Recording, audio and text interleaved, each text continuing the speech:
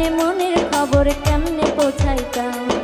নাই টেলিফোন নাই রে পিয়ন নাই রে টেলিগ্রাম, বন্ধুর কাছে মনের খবর কেমনে পৌঁছাইতাম।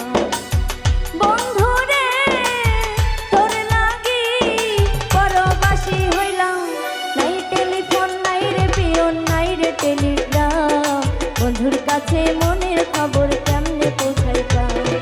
নাই টেলিফোন নাই রে পিয়ন নাই রে টেলিগ্রাম, বন্ধুর কাছে মনের খবর কেমনে পৌঁছাইতাম।